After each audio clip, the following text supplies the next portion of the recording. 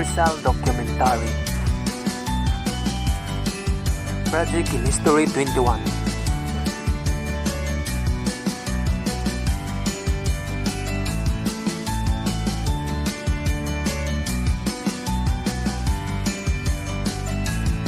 The Rizal family.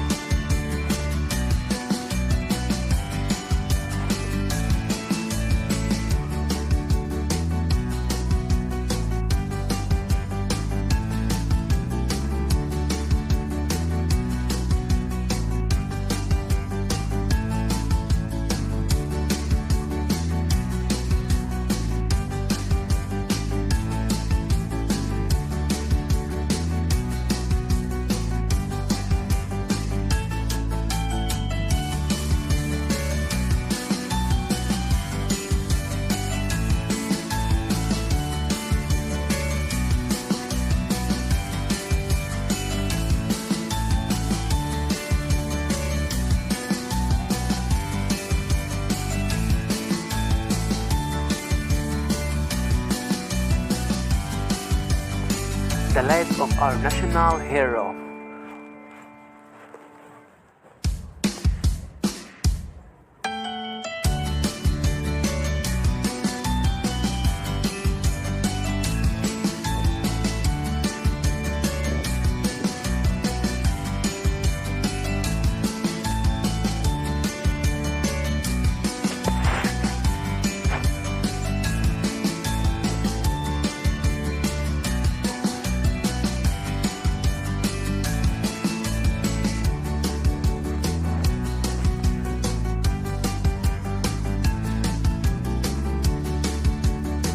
Rizal woman.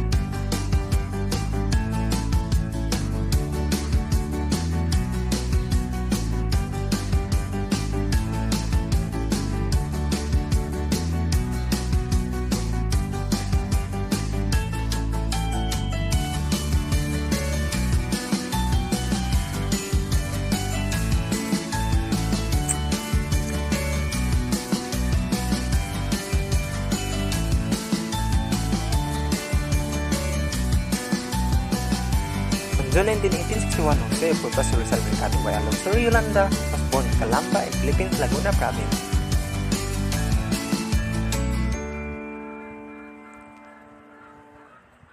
At the early age of 3, the future political leader had already learned the English alphabet, and by the age of 5, Jose could already read and write.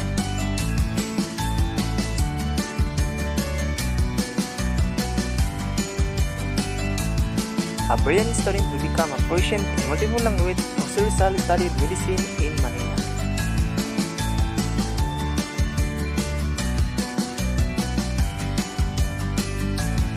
In 1882, he traveled to Spain to complete his medical degree.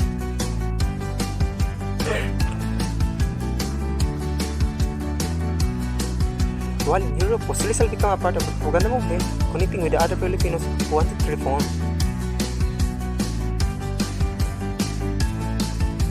He also wrote his first novel, No Limitang Great Touch Me Not, a work that detailed the dark aspect of Spain's colonial role in the Philippines with a particular focus on the role of Catholic prayers. The book was banned in the Philippines. Truth copies were smuggled in. Because of his novel, Rizal returned to the Philippines in 1887, was cut short when he was targeted by police. Rizal had been very vocal against the Spanish government, but in a peaceful and progressive manner. For him, the pen was mightier than the sword. While Barcelona, Rizal contributed his poem allegories and editorials to the Spain, which paper last limited most of writing. Both of these editorials considered the women individuals' rights and freedom, especially for the Filipino people. As part of the reform, he even called the inclusion of the Philippines become a province of the Spain. But amongst these work, two novels stood out from the rest: No Limitang Great Touch Me Not and El Filibustrismo, The Reign of the Breed. In both novels, Rizal harshly criticized the Spanish colonial role in the country, and because he wrote about the injustices and brutalities of the Spaniards in the country, the authorities banned Filipino from reading the controversial book. Yet they were not able to ban it completely. As more Filipinos read the book, their eyes opened to truth that they were suffering unspeakable abuses at the hands of the pairs.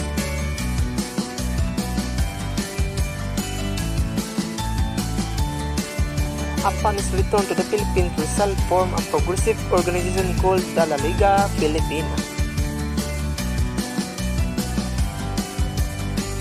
This civic movement advocated social reform through legal means. Now Rizal was considered even more than a threat by the Spanish authorities alongside his naval ambition, which ultimately led to Spain defeated in northern Mindanao. This, however, did not stop him from continuing his plan for reform. While in the Pitan, Rizal built a school, hospital, and water system to also through farming and work agricultural.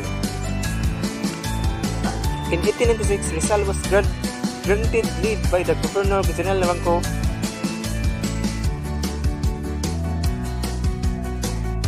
KKK. By the time the Katipunan had full-blown revolution and Rizal was accused of being associated with the secret military society. On his way to Cuba, he was arrested in Barcelona and sent back to Manila to stand for trial before the court-martial.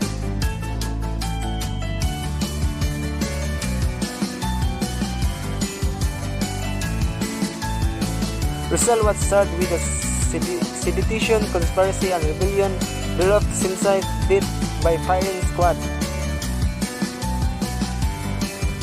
This before his execution, Rizal bid farewell to his motherland and countrymen through one of his final letters entitled Mi Ultimo Adios, or My Last Farewell.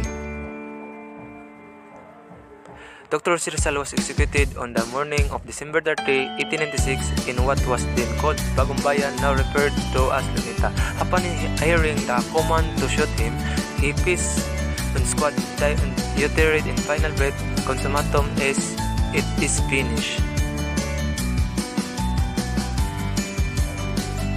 According to his historical account, only one bullet ended the life of the Filipino martyr and hero.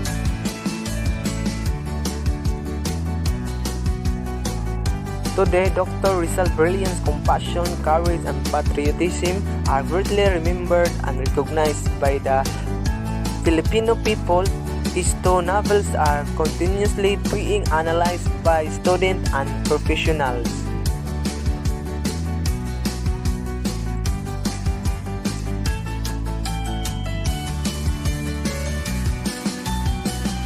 Rizal may have died on December 30, 1896 at the tender age of 35, but much more of him than his remains in Rizal Park lies in the heart of Filipino.